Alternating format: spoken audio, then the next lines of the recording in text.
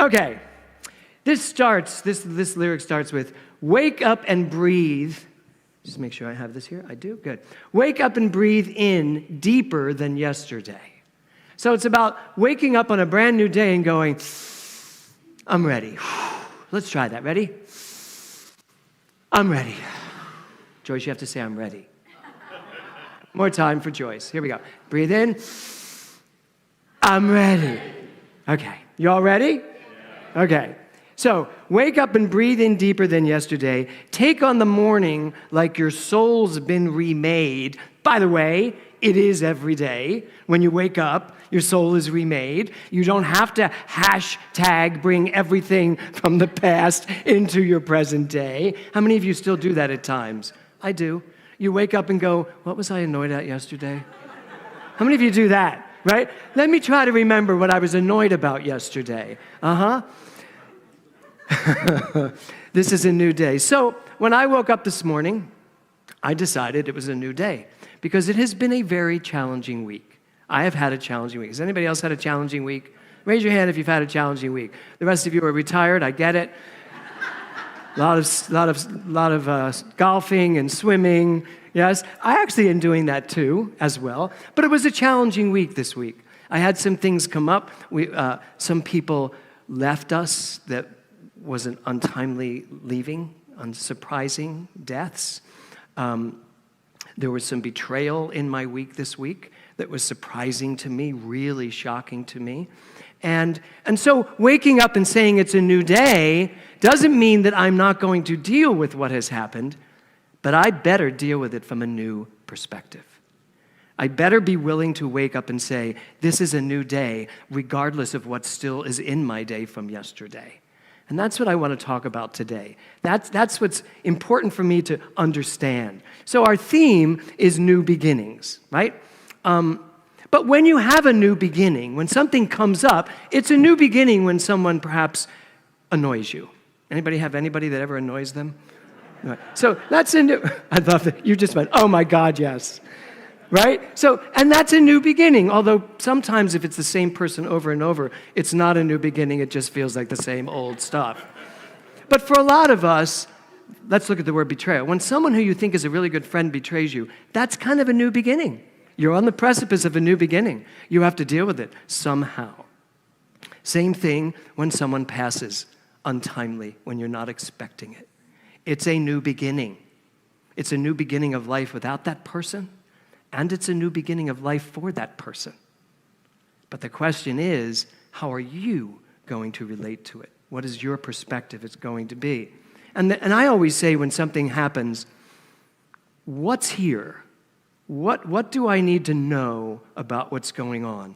It's so easy to just get involved in the facts. How many of you do that? We still do that. I know. We get involved in the facts. It's like, all right, here are the facts. And we're out here. And so here's the truth back here, solid, really clear. But we're like, what are the facts?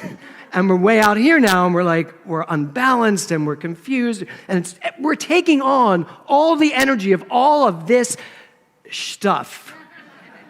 Right? And our job is to bring ourselves back to the center, back to truth. How can I still see all of this, but from here? What is my perspective? So, the title of my talk today is To Be or Not to Begin.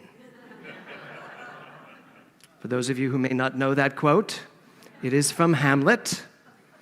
And it's a moment in Hamlet's life when he's trying to figure out how to react, basically, to what has happened. Now, he's been handed quite a blow. His mother and his uncle have offed his father, and he's now expected to just allow the uncle to become his new father. So Hamlet's a little annoyed. He is really annoyed. And so most people think this is a to be or not to be, that it's a mortality thing. But I actually don't think so. I think Hamlet's thinking to himself, do I deal with this one way or do I deal with this another way? And here's why. I'm going to prove it by the texts in my best Shakespearean. To be, I can't even do this seriously. To be, no, it's to be or not to be. That is the question. Whether 'tis nobler in the mind to suffer the slings and arrows of outrageous fortune, meaning whether it's nobler to deal with all this stuff and just suffer through it, or to take arms against a sea of troubles and by opposing, end them. By saying, I'm not interested in this anymore. I'm not going to fight you. I'm just going to let it be what it is. Bless you. And that ends it, because now I'm back in the truth. And then he says, to die, which is why people think that it's all about death and suicide. To die, to sleep. But here's the thing. He says to die, to sleep, and no more has a capital N. So it's like to die, to sleep, no more. So it's not like to sleep no more, but it's to die, to sleep, no more. I will put an end to this. This will be done, whatever this is. You get to do that with whatever is in your life. To die, to sleep no more. And he says, and by a sleep, to say we end the heartache and the 1,000 natural shocks the flesh is heir to. 'Tis a consummation devoutly to be wished, to die, to sleep, perchance to dream. Ah, there's the rub. Until we are willing to put this to an end, we have constricted ourselves to a place where dreams no longer come. We are too involved in all of this to even allow the dreams to come. Ah, there's the rub. So today, my talk is really all about perspectives, choices. He had a choice to either react to his father. We all know what he did. He chose to react to his father and the whole kingdom. He had to. It was Shakespeare. You had to be dramatic. So it all happened. It all fell apart, and it was a very depressing story. So we have a choice to do that, to sleep, perchance to dream. Aye, there's the rub. New beginnings come in two flavors, I find. And here are the two flavors they come in: reactive and proactive. So I want to tell you something about your life. Your life right now has been a chain reaction to all the things that you have either reacted to or created from. Many people, and I looked this up, do you know that almost 60% of your life you live by reaction? That 60% of your life is basically lived from whatever reaction you have to what's going on. We are very reactionary people. Now, the mind is a very creative thing. So whatever you react to, you might as well just be taking that reaction and creating it for yourself. So it is about our reactive life or our proactive life. Have you ever been in a situation where you're creating something? You're just in creative mode. Either you're writing a song or maybe a play, or you're painting a picture or gardening. You're doing something just for you. It's not a reaction to anything. You're just doing something because it's exciting to do it. That's a proactive life. You're not reacting. You are proacting. You are creating from that place inside. So when we say to be or not to begin, I think as we end this month in New Beginnings, we need to start asking ourselves, when I create a new beginning, am I creating a new beginning based on a reaction to something? Or am I creating a new beginning because there's something in me that's ready to create this? And I think if we took the time, we really took the time to figure out how much of our lives are reactive and how much of it are actually proactive. Am I a minister because I want to be a minister, or is it in reaction to something? I can honestly say I am a minister because it was a calling. Because frankly, it was not on my list of top 10 things to become. In fact, it probably wasn't on the top 100 of the things to become. But I sat in a center one day listening to Dr. David Walker, and when he finished speaking, I was convinced that something needed to change in my life. So that was proactive.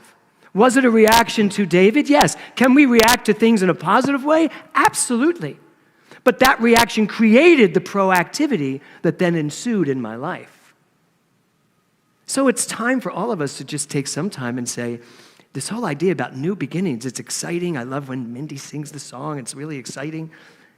But what am I creating? And more importantly, why am I creating it? So this week, I realized that if I followed my reactions, I would not like the life I was about to lead. Leave would be good. If I followed the reactions I had to certain things that happened this week, and if I came from those reactions, life would take a turn that was not for my highest and best. So how do we do that? What do we do? When we realize we're reacting to something, how do we back up? I'm sure many of you have had experiences I've had where you just get sucked into the energy of what's going on, and you are reacting from that energy. And now you're in the middle of it, and all the energy that was, you have just taken on, and now you're creating from it. That is a reactionary life. So, I'm going to show you this. Oh, there you go. Oh, you already gave it to me. Go back. Back one. I've got this. Go more. You don't have to worry about it. So, I want you to understand the difference between proactive people and reactive people. So listen to this. Proactive people can say, I am the force. I am the captain of my life. I can choose my attitude. I'm responsible for my own happiness or unhappiness. I am in the driver's seat of my destiny, not just a passenger. Proactive people think before they act. They recognize they can't control everything that happens to them, but they can control what they can do about it. The first thing I have to really say to you is, it's true. You can't control other people. I'm really sorry. Because I would like to. Wouldn't you all like to control the people in your life? Wouldn't you like to say to your husband, you'll do it this way, exactly the way I want it done? And they do it. That is my life, because that's how Kevin behaves.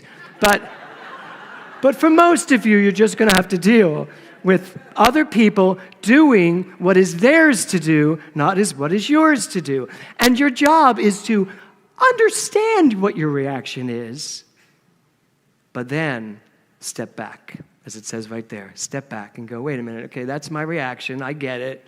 You know, Jesus talks about, what is it, something about slapping? Clearly, Bibles are my thing. You know, turn the other cheek, thank you. Reverend Dale got it. So Jesus says, mother, father, sister, my mother, my daughter, no, that was Faye Dunaway.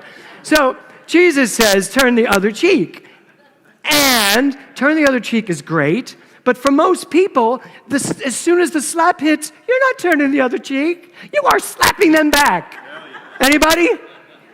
Yes, absolutely. I remember when I was a little kid, and I was not a fighter. I was really not a fighter, and I didn't like to fight, and I didn't want to fight, and I was really skinny, and at the time, now I'm this very butch man, but at the time,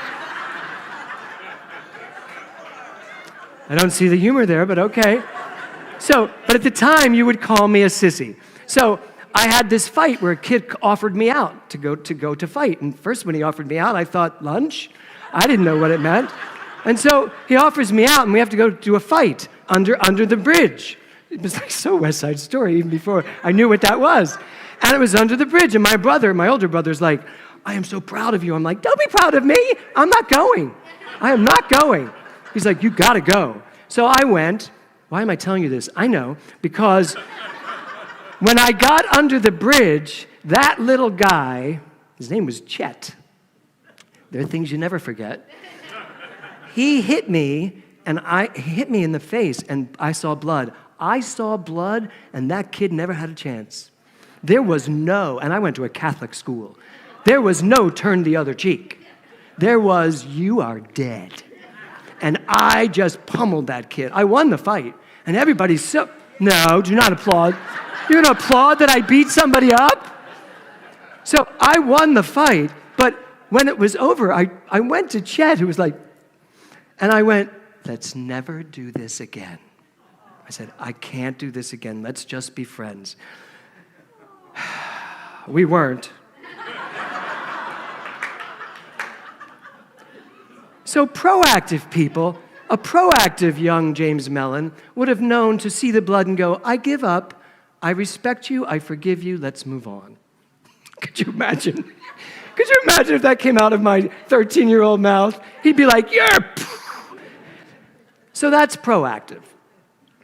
Now let's look at reactive.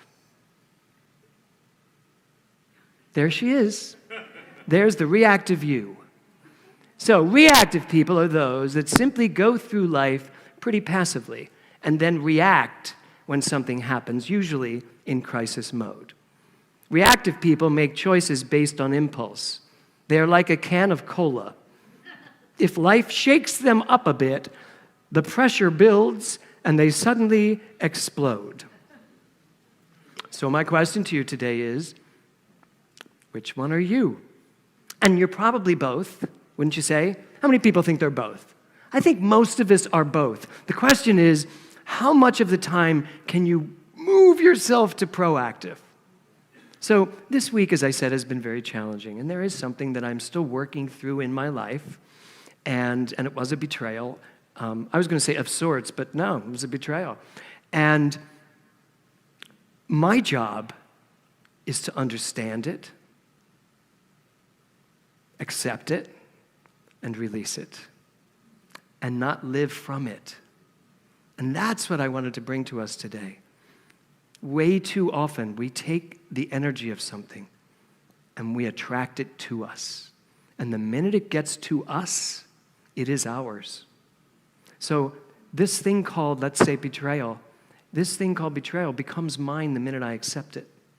Not when I recognize it. I can recognize it. I love Maya Angelou's quote, when someone shows you who they are, believe it the first time. Do you know that forever I didn't realize that quote had the first time in it? I thought it was like, when someone shows you who they are, believe it. And I used to teach that quote, and I'd say, but you can give people chances. Give them time to change. And finally one day my husband said, did you ever really read the quote?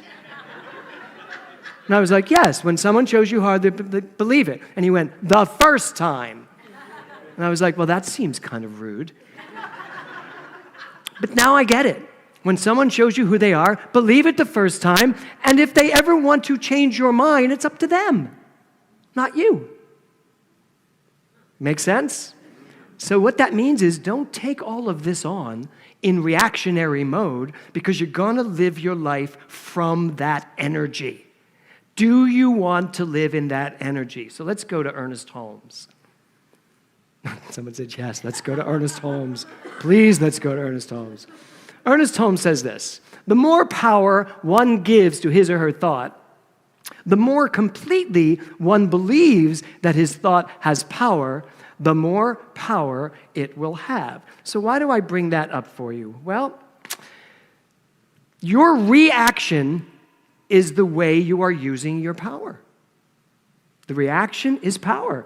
The more power you give to your thought. Something happens in your life and you react to it from just a reactionary energy, you are now that energy. It's who you are. It's what you are. It's what defines you.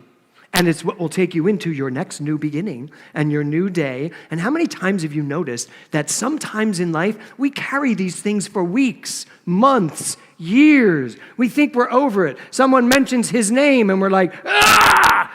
And we thought we had it all handled. That's because we are still in reactionary mode. Well, using Ernest Holmes' quote, it's really important to say, I get it. I understand how powerful my mind is, and I understand how powerful your mind is. Your mind is a resilient piece of creativity, just waiting for you to say something to it. And not just your words, just waiting for you to know something into it. It is saying, gimme, gimme, gimme. What do you want to create? And if you decide, I want to create anger, watch what happens. If you decide, I want to create revenge,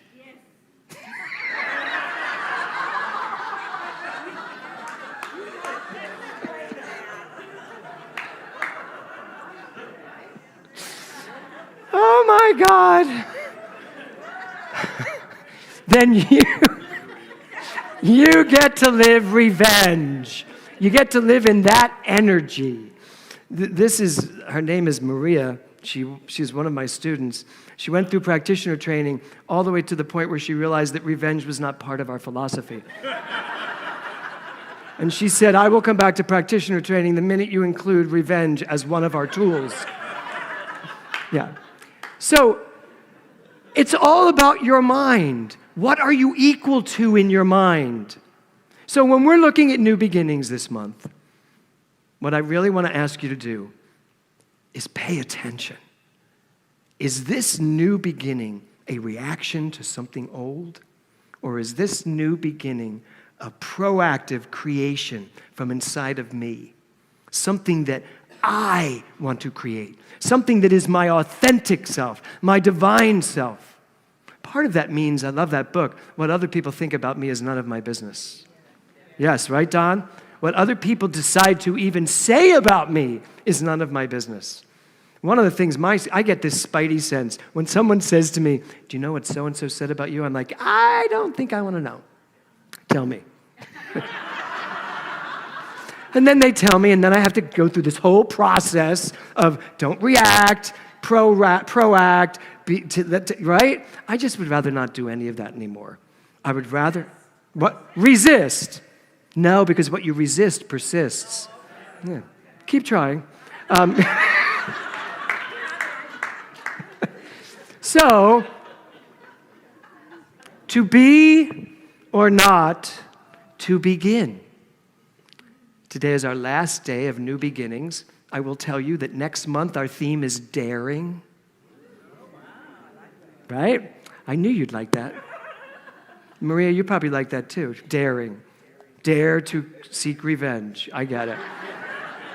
So, on our last Sunday of new beginnings, I think it's really appropriate that we start understanding what are we beginning and why are we beginning it.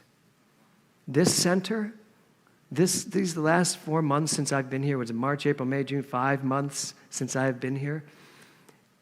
The energy of this building, the energy of the consciousness of all of you, the leadership at this center, watching the newness and the desire to create a new beginning has been palpable. It has been so exciting. And it's important for me to know that this new beginning is not a reaction to anything in the past. That we do not take it that way. That we realize we are ready to find what Dr. Tom began and to explore it and expand it and bring it into the new millennium. Allow it to be a new beginning that is ripe with science and understanding and spirituality, and bring all of that together. To be or not to begin? That is the question. Namaste. Thank you.